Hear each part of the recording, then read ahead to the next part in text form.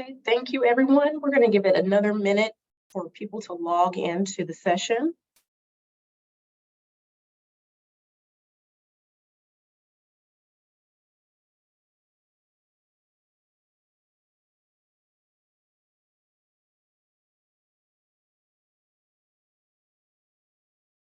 Okay, so I'm going to go ahead and start in the interest of time.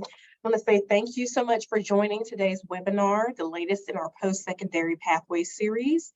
My name is Marlena Everett, and I'm the Director of Higher Education at the Hunt Institute, a national nonprofit founded by the four-term North Carolina Governor Jim Hunt. We work across the educational continuum to convene and inform policymakers on education policy issues from prenatal to post-secondary education. I'm excited to welcome you today to today's session, during which we will discuss the influence of state and federal HBCU caucuses to combat the persistent issue of underfunding within HBCUs, as well as collaborative efforts, policy advocacy, and funding initiatives that can help bridge the financial disparities these institutions face. So as you log on, if you could please drop your name, title, and organization in the chat to let us know where you're joining from. We would appreciate that. And with that, I'll turn the floor over to Sean D. Burns. He is the Assistant Vice President of Government Relations and Legal Affairs at the Thurgood Marshall College Fund. And that's a nonprofit that supports HBCUs. And he will be serving as our moderator for today's session. So Sean, I would like to turn it over to you. Thank you so much, Marlena. It is a pleasure to serve as your moderator today. So just a few housekeeping notes before I introduce our esteemed panelists. Our team has turned on the closed caption feature, and it should be live on your screen. If you experience any difficulties, please let a member of the Hunt Institute team know in the chat. Additionally, today's session will be recorded and publicized after the webinar. After this session, the Hunt Institute will send the recording along with key takeaways to all those in attendance today. And finally, we will have a brief 20-minute Q&A at the end of today's session. So please be sure, please be sure to submit your questions during the conversation using the Q&A feature. So with that said, I'm honored to be joined by two incredible panelists. First, we have the Honorable Senator Sonia Halpern. Senator Halpern was elected in 2020 and currently serving her second term in the Georgia State Senate, representing the most socioeconomically diverse district in the state of Georgia, encompassing across 5 cities, including Atlanta. In addition to serving as the Vice Chair of Senate Democratic Caucus and Chair of the Fulton County Senate Delegation, she has sponsored over 15 bills that are now Georgia state law. Beyond politics, Senator Halpern is passionate about arts and education, having been appointed by former President Barack Obama to the President's Advisory Committee on the Arts in 2014. With a rich background in civic and philanthropic engagement, Senator Halpern is involved in various organizations, including YMCA of Metropolitan Atlanta and the Partnership for Inclusive Innovation. In 2019, she founded Whiskey in a Teacup Consulting, combining her decades of experience in fundraising, marketing, and event production. We are also joined today by Dr. Michael Walker-Jones. Dr. Jones, who currently serves as the Executive Director of the Alabama HBCU Consortium. He is an honor graduate of the University of Rochester, New York, and holds a Doctor of Education in Curriculum, Human Learning, and Education Policy. Dr. Walker-Jones has taught at the preschool, elementary, high school, undergraduate, and graduate school levels, and served as an assistant professor with Boston University in their overseas programs in Germany and Italy. While serving as the Assistant Vice President for Health Affairs at the University of Louisville, he assisted with the recruitment, counseling, and retention of minority and disadvantaged students into the university's law, medicine, dentistry, nursing, and other graduate and professional programs. So before we dive into today's discussion, I would like to give an opportunity for Senator Halpern and Dr. Walker-Jones to provide some opening remarks. So I'll turn it to you, Senator Halpern, to provide your thoughts, opening thoughts.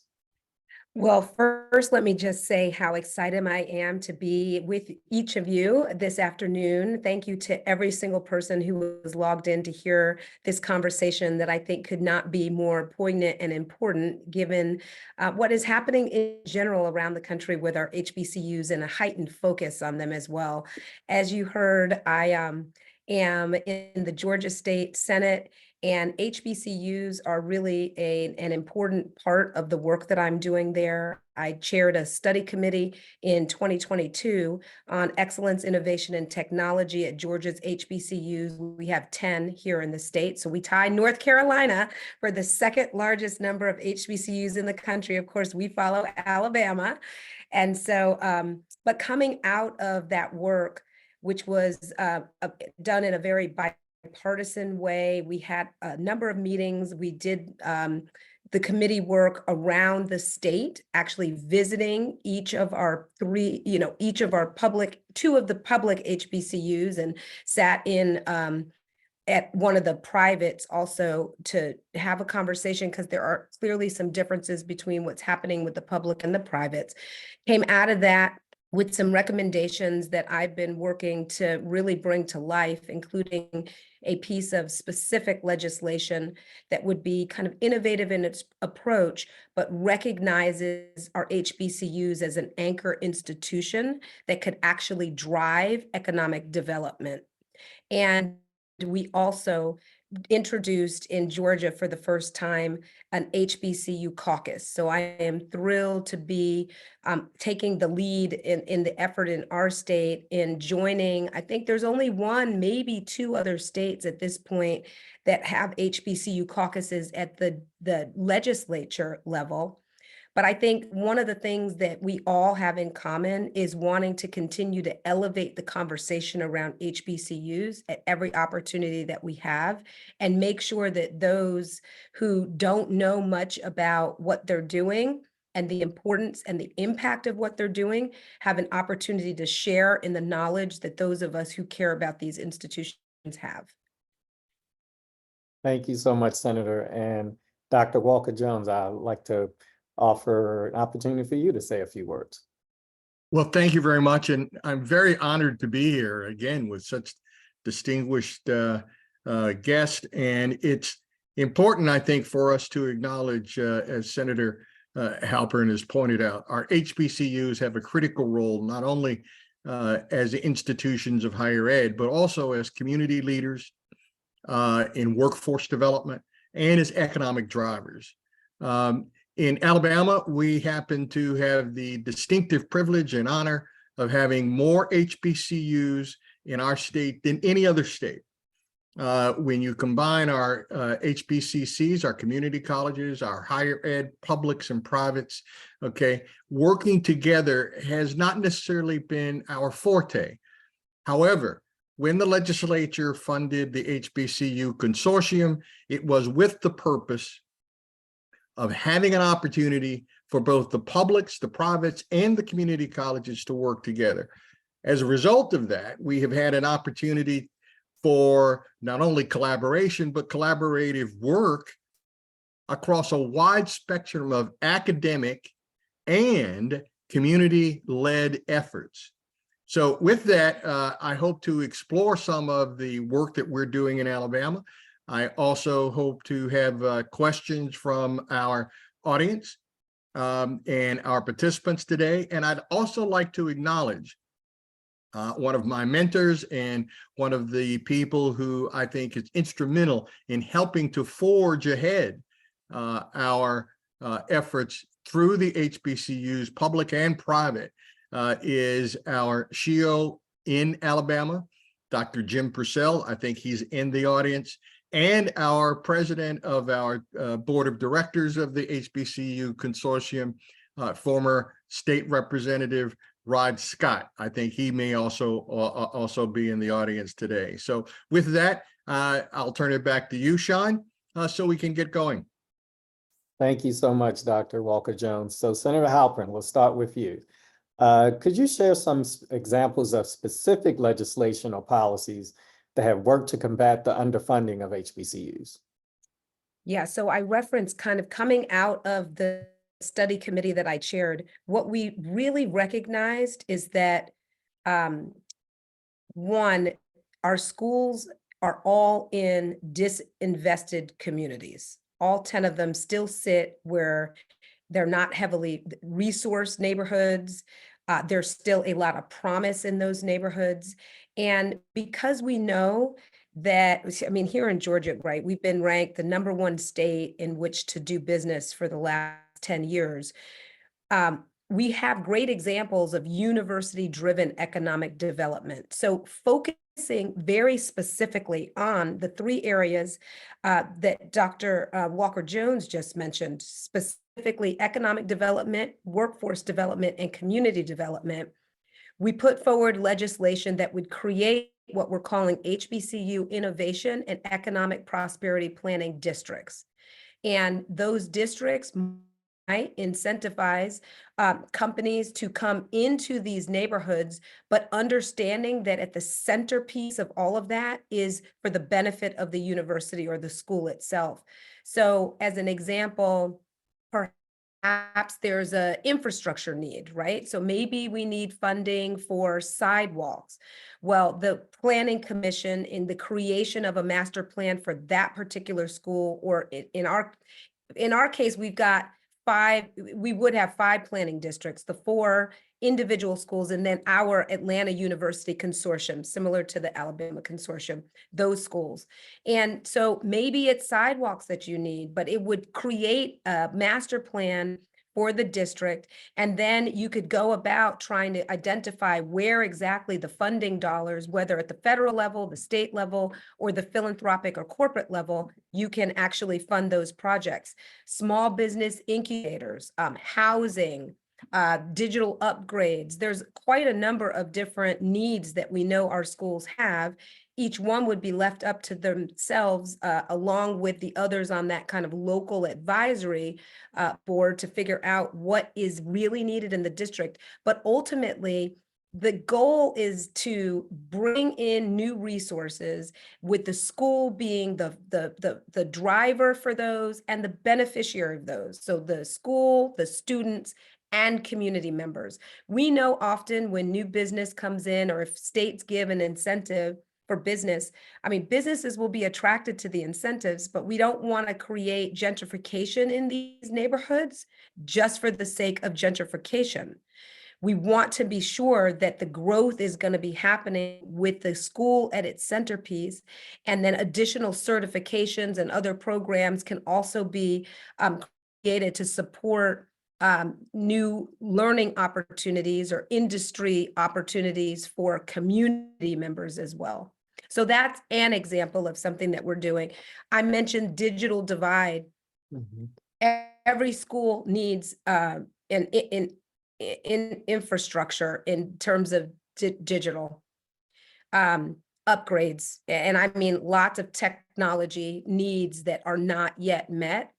And so another activity that just got completed here in Georgia, I, along with our Lieutenant Governor, just completed a tour of all of Georgia's HBCUs, sitting down, talking with the presidents and community stakeholders together. And we're also working on figuring out how we can create a public-private partnership to be able to even provide 5G at some of the schools that we have.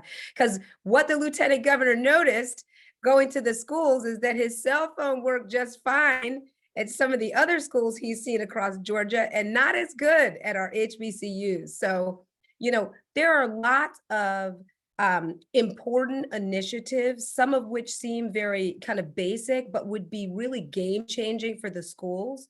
So we're trying to just identify where those areas are, and whether it takes legislation or relationship to help get that done, to start to really make strides on the things that we know are important and are necessary for these schools to continue to compete and be sustainable.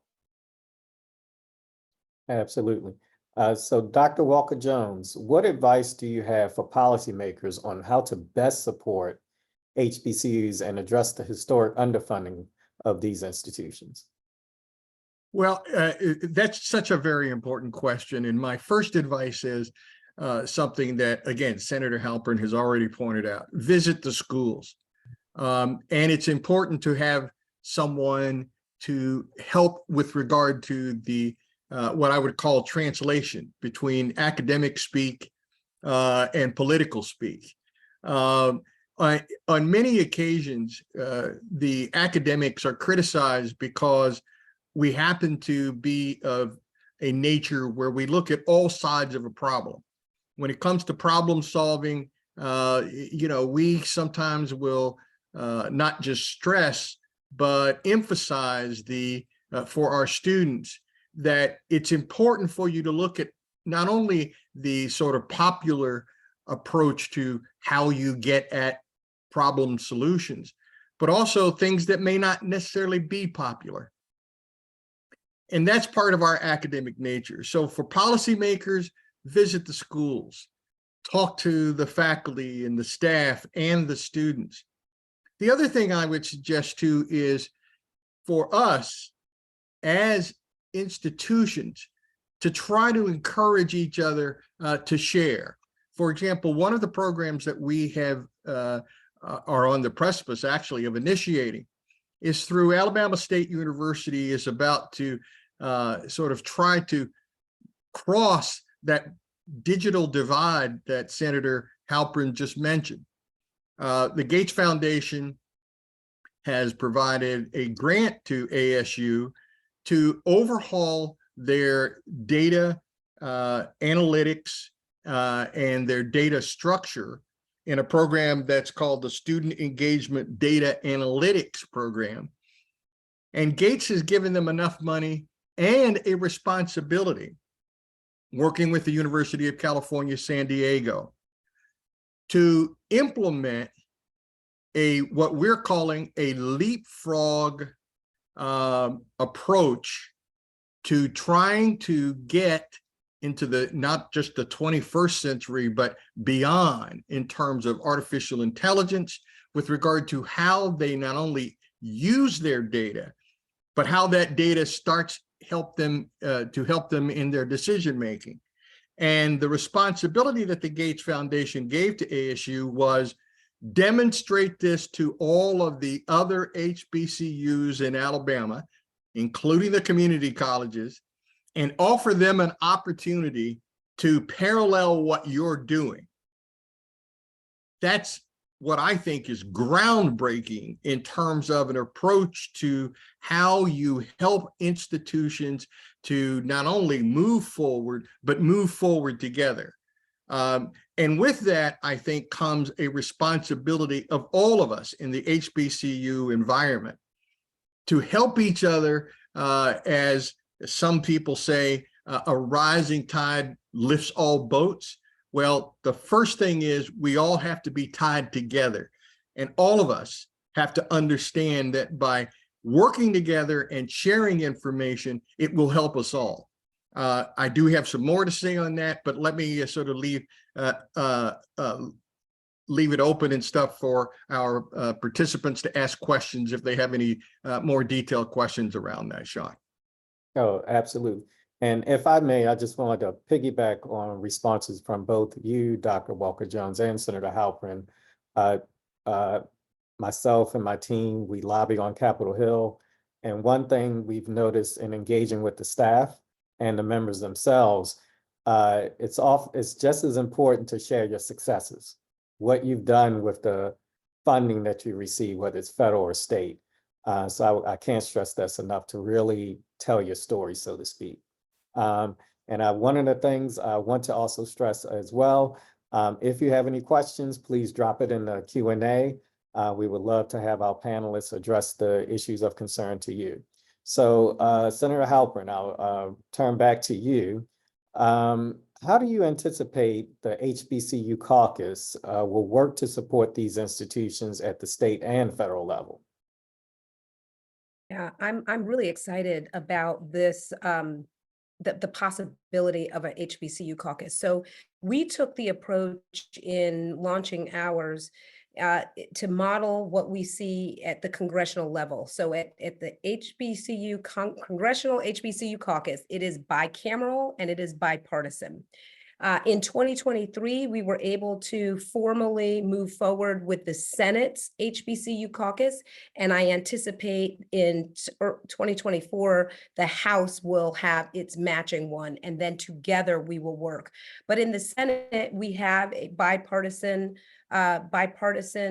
group of members.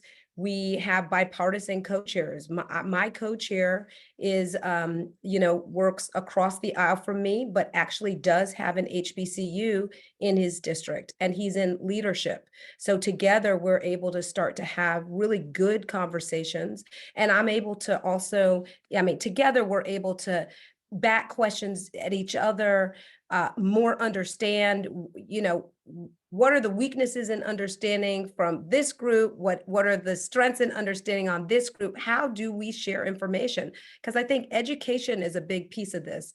Obviously, Georgia is one of the states that received a letter from the U.S. Department of Education, specifically naming our land-grant institution, Fort Valley State, as being underfunded over the last 30 years to the tune of $603 million. An HBCU caucus gives us the opportunity to actually dig in deeper on some real issues, underfunding being one of them, and be honest with each other, share information, and ultimately together, hopefully, be able to advocate for our schools.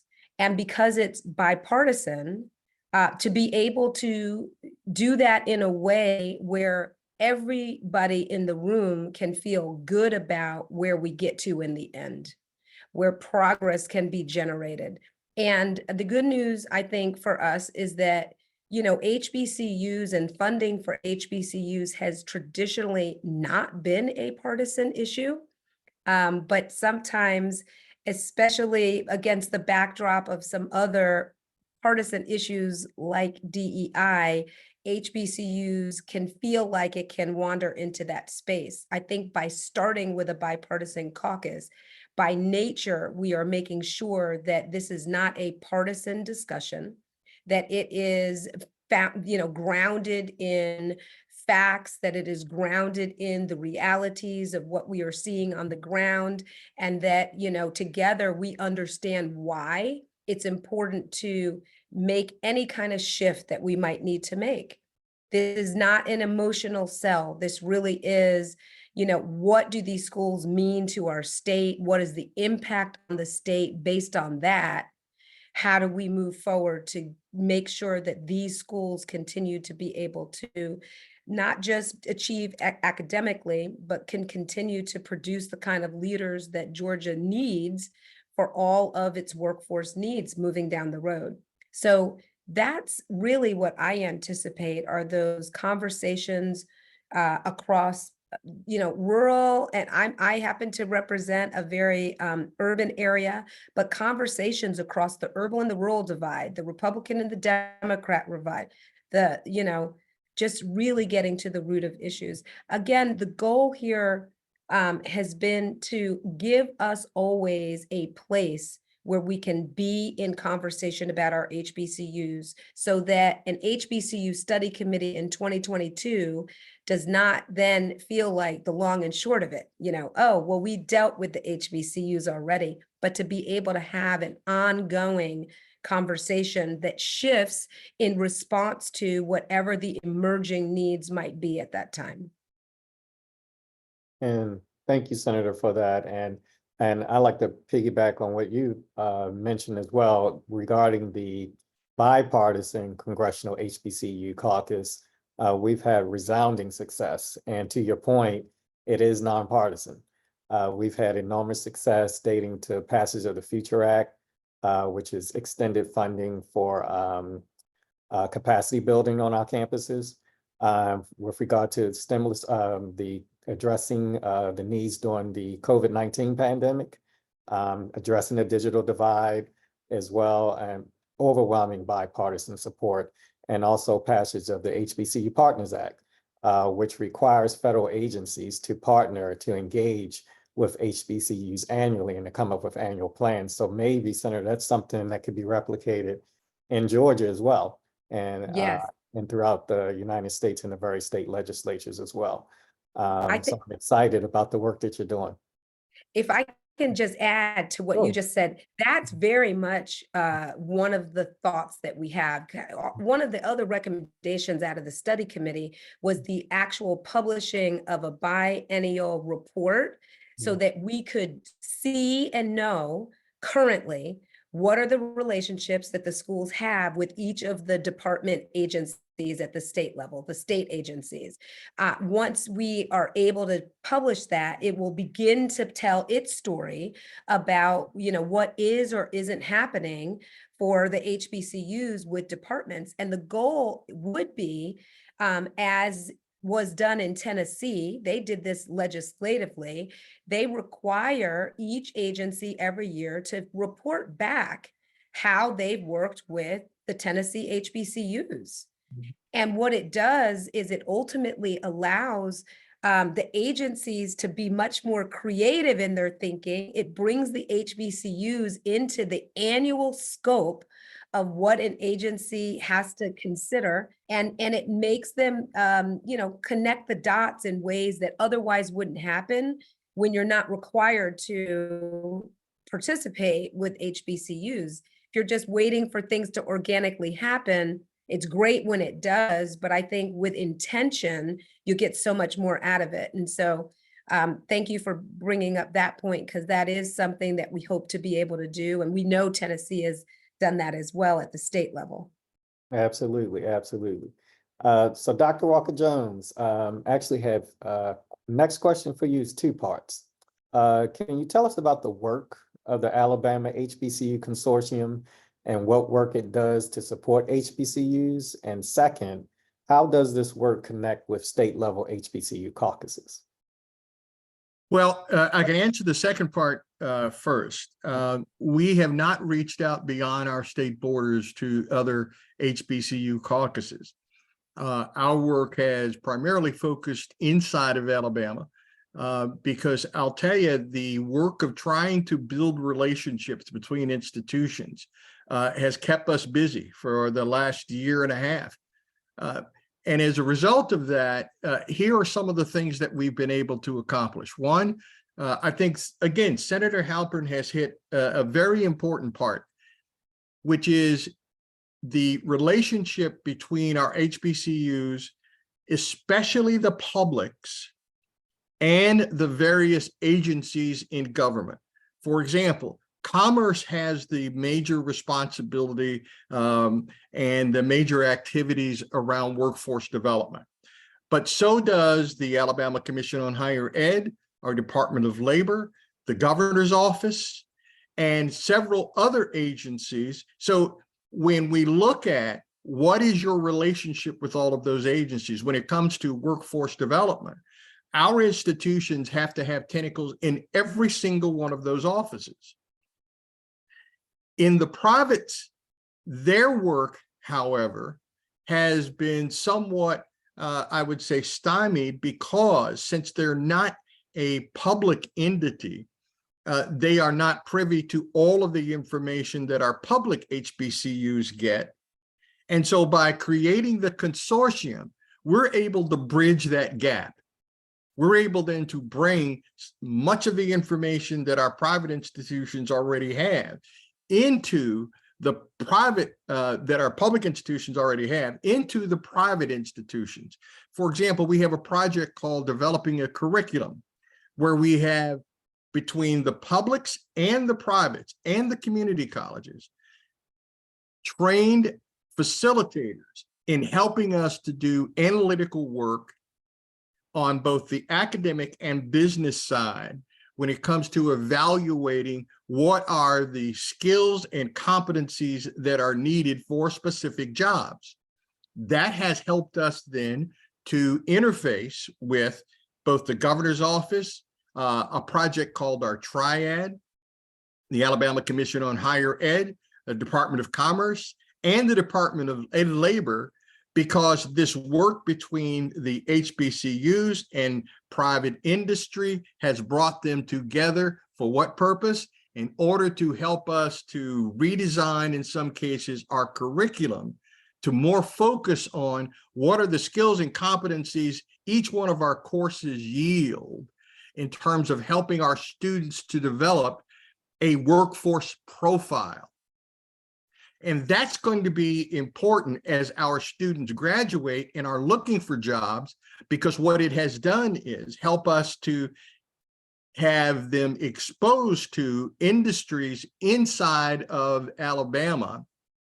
And as a result, have those industries go out and do more recruitment and giving internships and all kinds of experiential learning opportunities for these students. So through that one project, where we bring businesses and our institutions together just to look at our curriculum, we have expanded exponentially our opportunity for students and their abilities to be able to sort of provide, again, their skills, their competencies in front of these businesses, and for our institutions to help our faculty to put more into helping our students have these experiential experiences inside of their courses.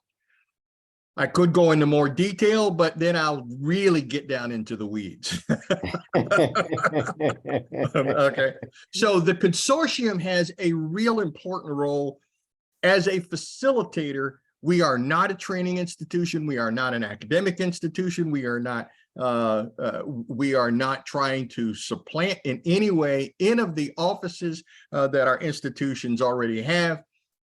But we are trying to get our institutions to work together in a much more robust and substantial way in order to, again, help in terms of its student achievement and the growth and development of the institutions in mass.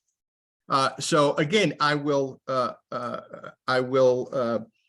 say too that I saw one question, which was, for example, in our ASU project, again, bringing all of the institutions together to take a look at changing their data information structure. That was brought about by the CIO of ASU, Dr. Damian Clark, who actually was, through his vendors, looking for ways to try to reduce the cost of implementing this new structure.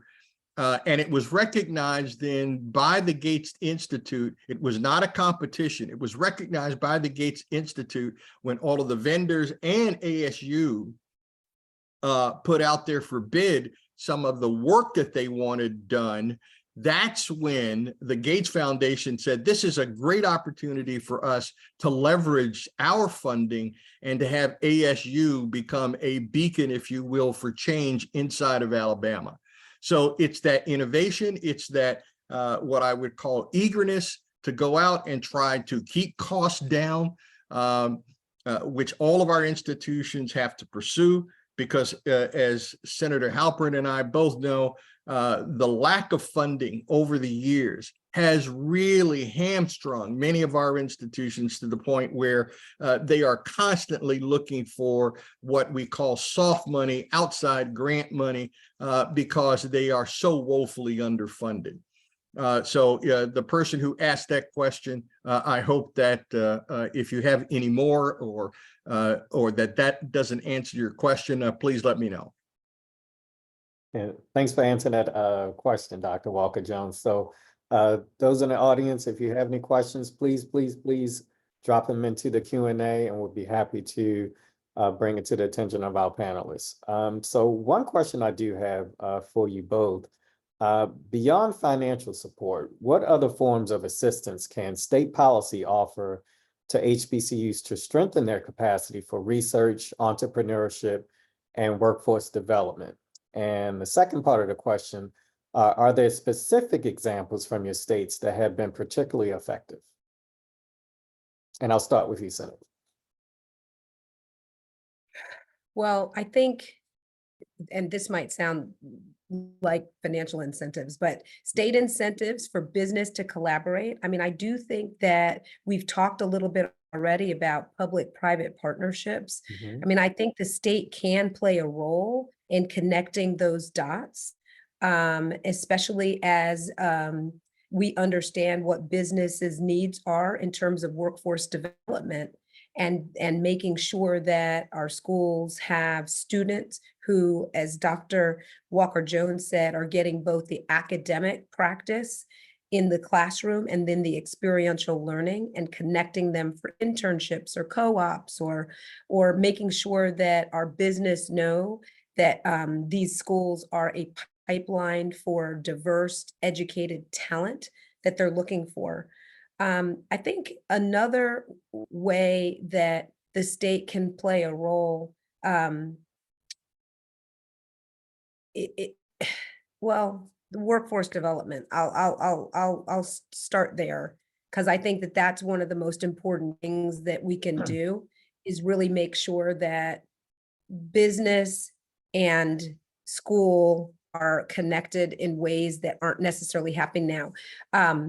And I'll add to another thing. So in Georgia, we have, of course, our University System of Georgia.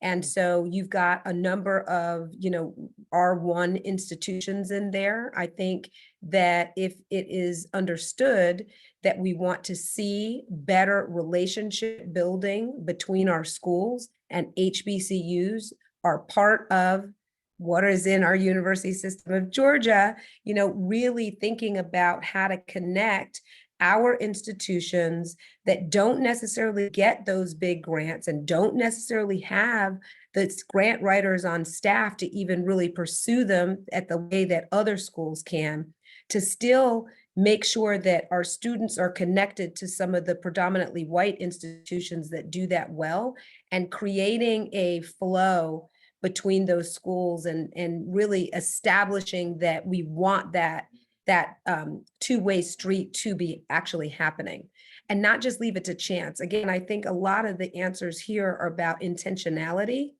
and making sure that the state, when they understand why these schools are so important, are able to make the connections and help drive those conversations themselves.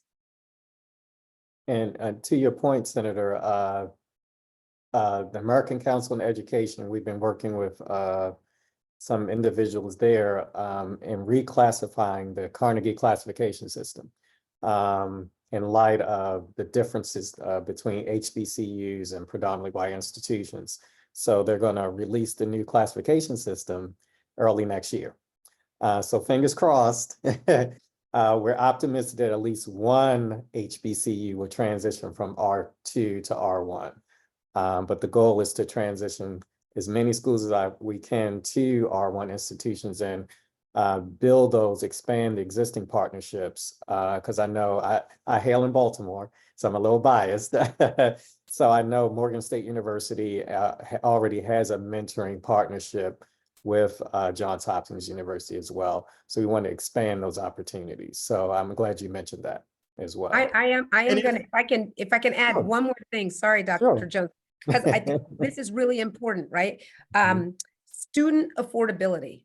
Mm. So what are the ways that the state can also, and in Georgia, we have done some of this, right? So, and debt. So do we have, for example, that last mile grants to get people to the end of their schooling, so that a little bit of money isn't keeping them from being able to actually get their degree and go out into the world and work.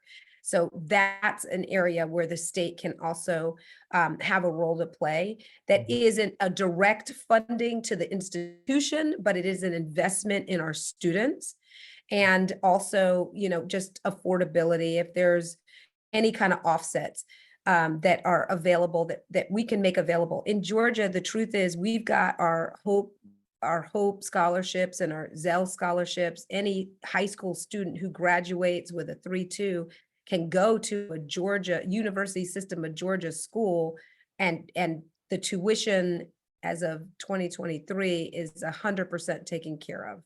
You still Uh-huh. have to pay for room and books and food and all of that, but we've got a pretty good scholarship there. But that's not true for the private HBCUs. Mhm. So, there are distinctions between our schools too that the state could take a look at and figure out how it might want to smooth over. But in general, I want to say affordability and debt in particular for students at HBCUs really becomes it keeps people from being able to graduate in a shorter period of time, and often keeps them from being able to get a degree, even though they've completed all of the academic work, have the credits, and just have, money still on the books that holds them back from being able to just be done. And we can do work to help mitigate that. And if I could jump in here, Sean, Absolutely, absolutely. because there are two extremely complex issues that we're talking about now. And one of them is affordability. In Alabama, we have recognized that it's important for us to, to realize that our students are real human beings. They have lives, things happen to them. And affordability is probably has a number of different variables, one of which could be some life-changing event that takes away what a student may have set aside for college and forces them back into the reality of having to, whether it's support a family or an ill loved one. So the question becomes, how do we help that student to re-engage, to not give up on that dream of a college education? And here we have, and we're still in the process of developing it, it's called career pathways, so that when you leave school, you understand what are the various pieces that will get me back in the door, and what are some of the things that I can do that may be of either little or no cost while I'm away from the university. And then what happens if when I come back, I think as you pointed out, Senator, there's debt on the books. Who's looking after then that opportunity for me to overcome what some institutions will lock you out for, which is you got to pay off that old debt before you can start to go back to school again, okay? Which then is one of those blockers. The second thing is, so career pathways we see as an understanding at least of what the on and off ramps are of continuing your education. If you have to get off, how do you get back on? The other piece is this R1, R2 designation. As an academic myself, I gotta tell you, it is probably one of the most complex catch-22s that you will ever experience. If you want an institution of advanced research, you've got to have not only the capital facilities, but also the faculty and the grant writers and everyone else. But it's not just about grant writing. It's also about maintaining those facilities and those opportunities for that faculty then to excel in that research area. Many of our HBCUs are not capitalized to the point where they can have those facilities.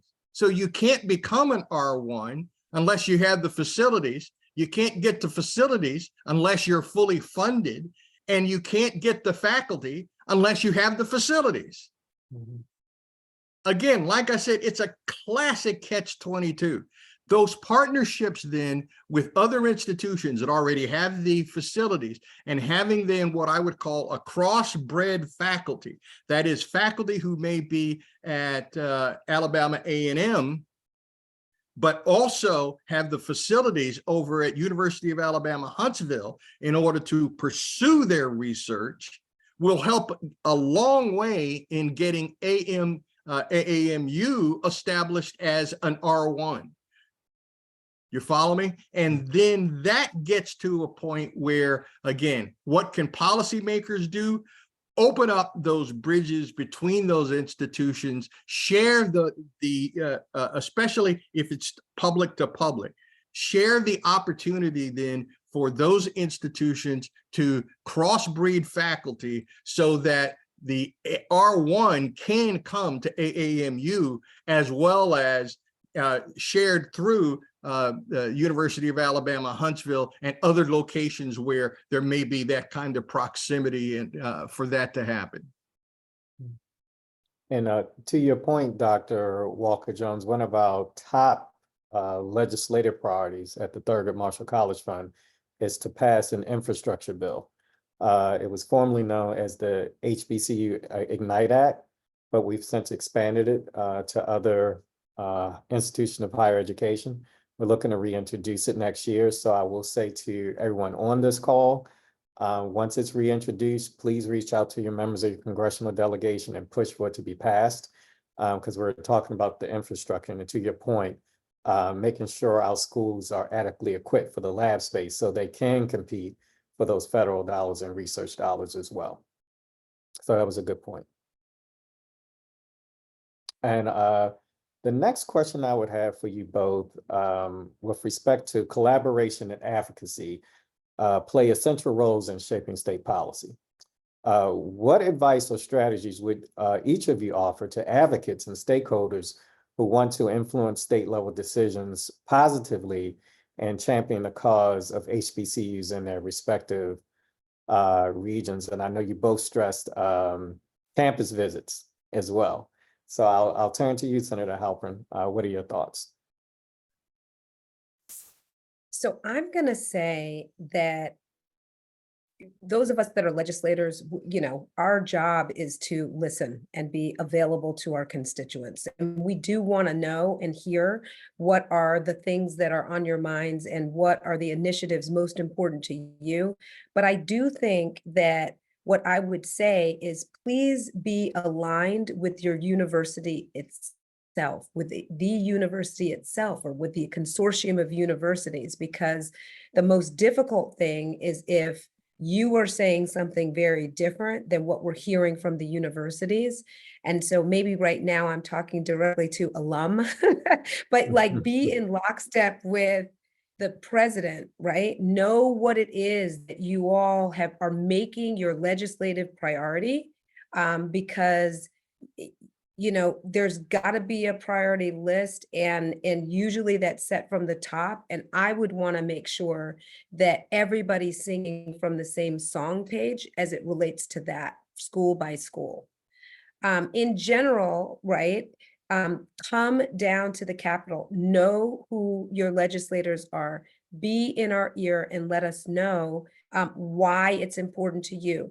I say all the time to advocates, data, it's easiest for us to get data, right? And then we can get anecdotal stories, but that combination between data and narrative together is really what's most compelling in terms of helping us move the needle, because then it's not just anecdote, it's also rooted in what's actually happening. Here's information that shows X, here's information that shows Y. Help us to bridge those two gaps. And I would say, understand your audience too. Why do I say that way? There are times when I am approached, for example, by an alum or advocates, and the people who love HBCUs, like, we're already sold. we get it. But what you want to make sure is that, again, that you're rooting what you're saying in things that are more factual and less emotional. So, for example, don't come and be like, these schools are the greatest schools, right? Like, my student experience was fantastic, because you're not going to get somebody from UGA to not say the same exact thing about their school. That's not a compelling reason why I should be funding the school, right? How does what you want to see us do connect to what are the priorities in the state? How do the schools connect to the priorities? And by connecting them to the state's priorities, i.e., economic development. I think this holds for any state. Economic development, workforce development, community development.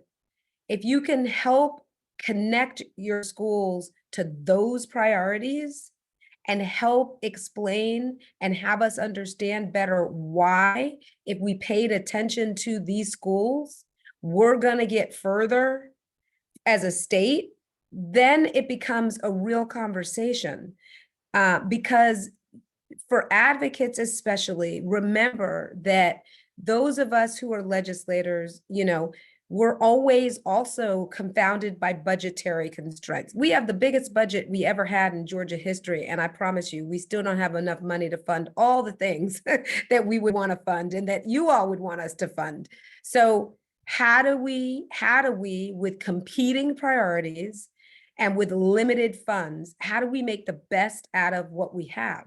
That's the job we're faced with every day. So every day we really are having a way, well, why this versus that? Why am I going to do this thing rather than do that thing? So the more you can connect what you want to see us do with what are the priorities, I think the better. And the better you can align the language that you're using, which might be a harder thing to ask of you because you may not understand our language, but the more that you can translate kind of what it is that you want to see to more kind of legislator speak or agency speak, the better it's going to be in actually breaking through any disconnect. Again, those of us who love HBCUs, like those of us on the call, I mean, it's not a hard sell, but if I think about, in Georgia, we've got 236 legislators. Most don't have an HBCU in their district. They don't know about them. What language can you use to help those folks understand it in a way that makes sense to them and allows them to know that it's important and the reasons why it's important, because it connects back to larger priorities for the state. And to your point, Senator, demonstrate that return on investment that has been made thus far. Absolutely. Absolutely.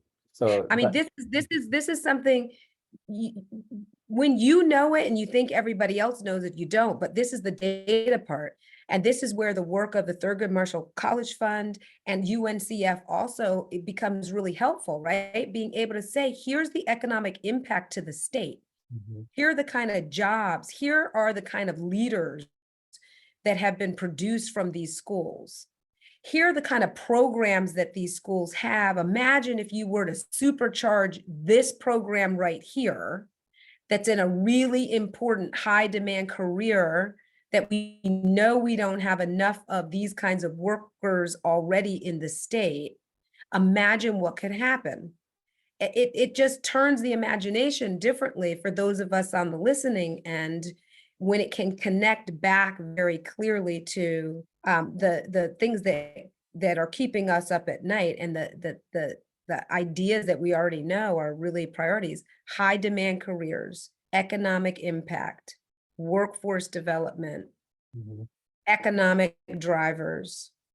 I mean, there's not a state out there that's not considering all those things and trying to be competitive against other states in all of those things. And these schools can help them achieve those goals.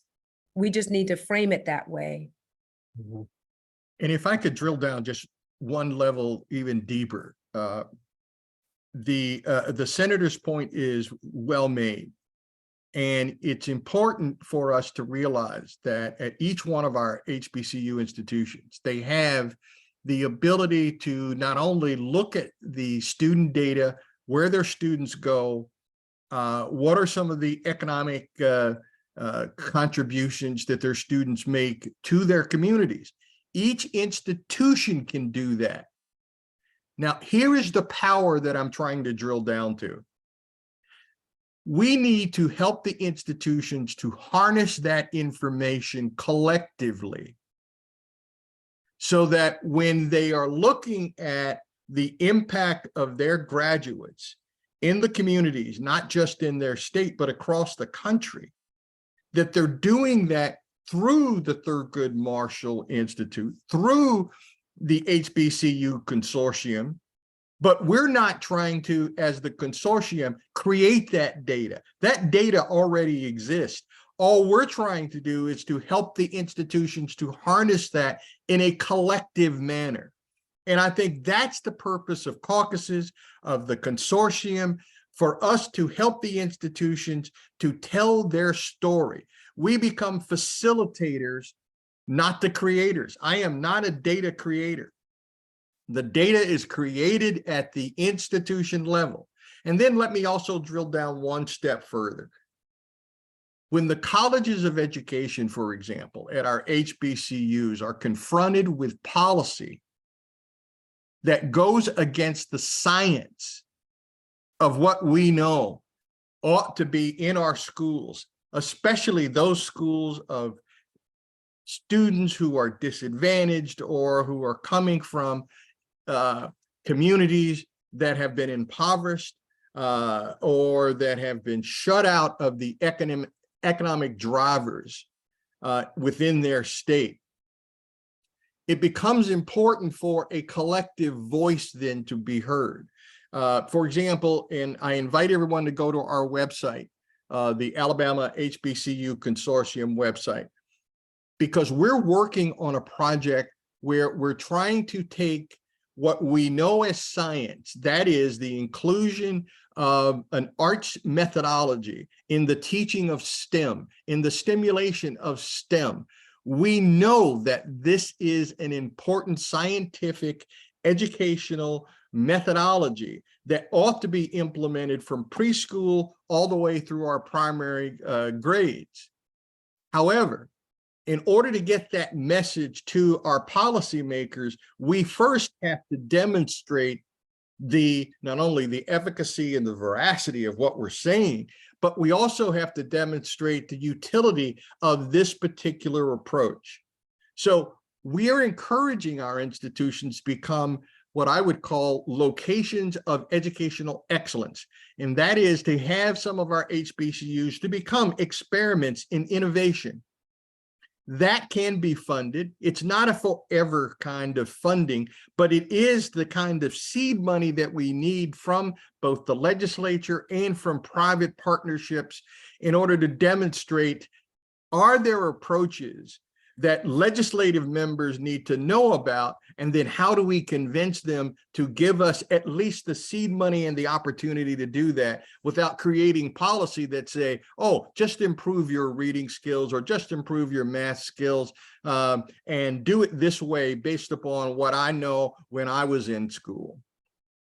So it's important then to have those advocates work with, that is the advocates from the institutions, out of the various schools and departments and the experts to work together amongst our institutions, and then to take that message back to our policymakers and say, here is an innovative experimental approach. Will you help us?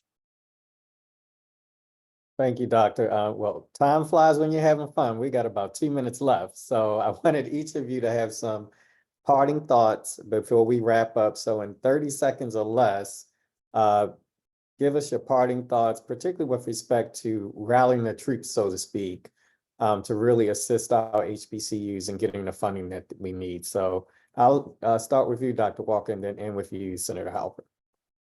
Well, thank you again for the opportunity. It's been a pleasure. And Senator Halpern, I will freely admit that this gray hair says that I'm an old man. I am an old man. I am not at the beginning of my career, but kudos to you, and may the spirit of all that's good and righteous in the world stay with you, Senator, and the good work that you're doing. I'd also like to say to our participants, please visit our website. The HBCU Consortium in Alabama is a very modest, humble organization. We are trying to bring all of our institutions together, not in a forced way, but in a way that helps to promote all of our institutions together. And let me also say too, that the three, I will emphasize this again: workforce development, economic drivers within your community, and coming together as institutions so that we can keep our needs and our issues out there in front of whatever bipartisan group will listen to us is quite important. So thank you again, those of you who are participants today, for being with us. Thank you so much, Dr. Senator Halpern. I do not think that there has been a time when HBCUs have gotten as much attention as they are now. And I mean across the country, across the board, from business, from not-for-profits. We heard about the Gates Foundation granting. I just think now is the time. We have a great opportunity to harness this moment and actually turn it into real good that is transformational for our HBCUs. So one of the things that I just want to impart on everybody is think big, right? Let us ask for the little things that we need, but really let's imagine and dream big so that we can create schools that 100 years from now will still exist. I worry a lot about the higher education space in general. There are a lot of schools that are closing every day. Small liberal arts colleges that are predominantly white institutions. And we want to make sure that our HBCUs are here for generations and generations to come. And it is going to require investment. It is going to require capital improvement. It is going to require, in some cases, programmatic additions. As the world is changing, the technological changes and the market changes are moving at such rapid warp speed that, we have to be able to see those, recognize those and respond to them. And I recognize that all of that requires resources. And so again, I think it is all of us working together as a collective that will drive the kind of change that we're looking to see. And our schools have shown what they are able to do with so little. And I am really looking forward to the day when they can show just what they can do with a lot. And so driving towards that lot is, I think, the goal that all of us have. And there's lots of different approaches to get there. But I think together we can get there. And I'm going to repeat what Dr. Walker-Jones said, and sharing of information is critical. We do not all, each of us, have to recreate the wheel. So let's really leverage what one person's learned in order to scale it. And it's that scalability that I think will, ignite, and that literally ends up going from this state to the next state to the next state. And when you start to see that, it's like a snowball. When it starts to take effect and builds, I think everybody wants to be part of winning solutions. And that is how we also get states to really pay attention. As we see other states with success, talking about it, making sure our legislators and our policymakers and our agency head, making sure everybody knows what those successes are, because the more we're all speaking in lockstep, the better it's going to be for everybody. So we all just have to keep plugging away in our own little worlds, but remembering that we're like also linking arms at the same time to create the change that we want to see. Absolutely. Thank you so much, Senator Halpern and Dr. Walker-Jones. And to your point, think big and let's keep the momentum going. So as we close out this session, again, I want to thank Senator Halpern and Dr. Walker-Jones. Thank you all for joining us as well. It's been an engaging conversation. As I mentioned at the beginning, the Hunt Institute will also share the recording and key takeaways in the coming weeks. They'll also continue to share opportunities to connect and learn together. I would also like to spotlight the Hunt Institute's upcoming webinar, Post-Secondary Pathways, Bridging the Gap, Empowering Rural Communities for Higher Education Success, on Tuesday, January the 16th at 2:00 p.m. Eastern Standard Time. So with that, on behalf of the Hunt Institute, Senator Halpern, Dr. Walker-Jones, my colleagues at the Thurgood Marshall College Fund, thank you for joining us. I wish you and your families a happy and safe holiday season. Take care and God bless.